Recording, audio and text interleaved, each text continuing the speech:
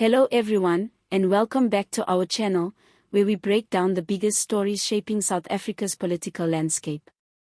If you're passionate about holding leaders accountable, understanding the facts behind the headlines, and staying informed about what's really going on in our country, make sure you hit that like button, subscribe, and leave a comment below. We'd love to hear your thoughts on this one. Today, we're diving into a story that has sparked public outrage and triggered national debate: the R8 million in taxpayer money spent on international travel by South Africa's Deputy President, Paul Mashatile, in less than a year. From luxury accommodation to questionable spending priorities, this controversy has everything: diplomacy, extravagance, and growing calls for accountability. Let's start at the top. Paul Mashatile took office as Deputy President in July 2024, and since then, he's embarked on a series of overseas trips that, when added together, have cost the South African public nearly R8 million. This figure was revealed through a recent parliamentary Q&A, prompting a fierce backlash from opposition parties, civil society organizations, and ordinary South Africans grappling with the harsh realities of life: high unemployment, child hunger, failing infrastructure, and load shedding. But what's really set the nation ablaze is the details, especially the March 2025 working visit to Japan, which alone cost the taxpayer a whopping R2.3 million. And it's not just the overall price tag, it's how that money was spent. According to the official breakdown, accommodation for Mashatile and his wife, Humal Mashatile, came to R956,057 over just 4 nights. That averages out to almost R240,000 per night. For context, the most luxurious suites in Tokyo's 5-star hotels, like the world-renowned Amon Tokyo, don't even charge that much. Their top-tier suites go for about R140,000 a night. So, naturally, people are asking, what kind of hotel charges are R240,000 per night? Or were those rooms booked for more than just sleep and meetings? The Japan trip also included R613,000 for flight costs, over R410,000 for ground transportation, and more than R50,000 for meals. Even laundry services during the trip cost over R8,000. Joining Mashatile on this diplomatic tour were key ministers, including Gayton McKenzie, who leads the Department of Sport, Arts and Culture, John Steenhuisen, controversially listed under Agriculture for the purpose of the delegation, and Parks Tau, representing trade, industry, and competition. The trip was framed as a strategic engagement aimed at revitalizing ties with Japan, South Africa's 4th-largest trading partner. This was, notably, the first high-level interaction between the two countries in over a decade. Now, Mashatile has defended the expenditure, stating that these trips were essential for building economic and diplomatic bridges, not just luxury getaways. He also pointed out that he chose to fly commercially, not on private jets, to reduce costs. According to him, the outcomes of these visits, including potential Japanese investment in infrastructure, green energy, and technology, justify the expenses. But here's where things get complicated. Back home, South Africa is battling real, immediate, and heartbreaking issues.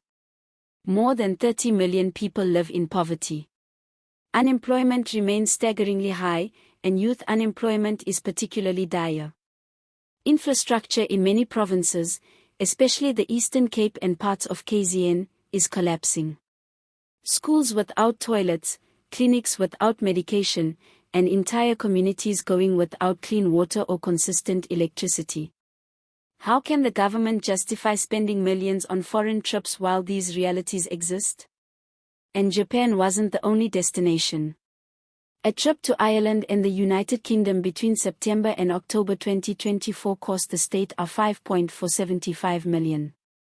That included R3.2 million spent solely on accommodation in London.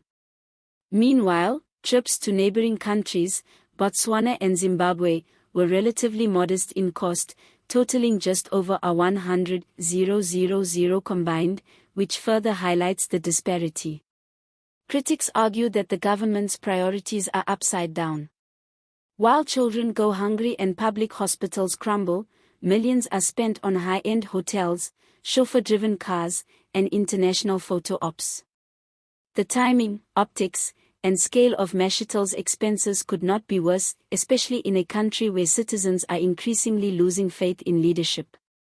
On social media, the backlash has been fierce.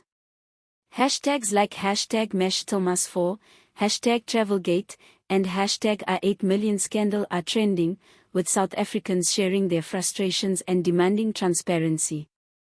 Many users have compared the travel expenditure to real issues. How many school meals could R8 million buy?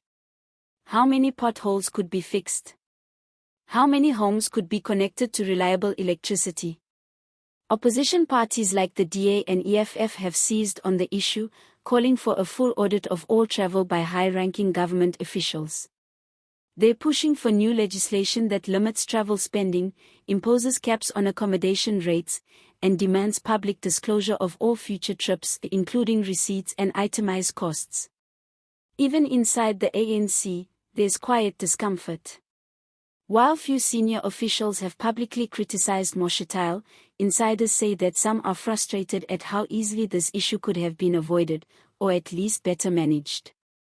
After all, public trust is already eroding, and this scandal only accelerates the decline. To be clear, international diplomacy is important. Countries must engage, build partnerships, and pursue economic opportunities abroad. But in a nation facing the socio-economic challenges South Africa is dealing with right now, every cent of public money must be spent wisely, transparently, and in a way that benefits ordinary citizens, not just political elites. South Africa needs leadership that leads by example. At a time when most citizens are tightening their belts, government officials should do the same, not indulge in luxury at public expense. The Mashatile travel scandal is not just about a single politician, it's about the culture of entitlement and lack of accountability in parts of the state. In closing, this controversy has opened a broader conversation, one about government spending, transparency, and who our leaders really serve. It's a reminder that South Africa's future depends not only on the policies of our leaders but on their values, and whether they are willing to live by the same standards they expect from the people. Let us know what you think in the comments. Should Paul Mashatile be held accountable? Are these trips justified? And what changes would you like to see in how government officials use public money? Don't forget to like this video if you found it informative, subscribe to the channel for more in-depth political commentary, and hit that notification bell so you never miss an update. Thank you for watching. See you next time.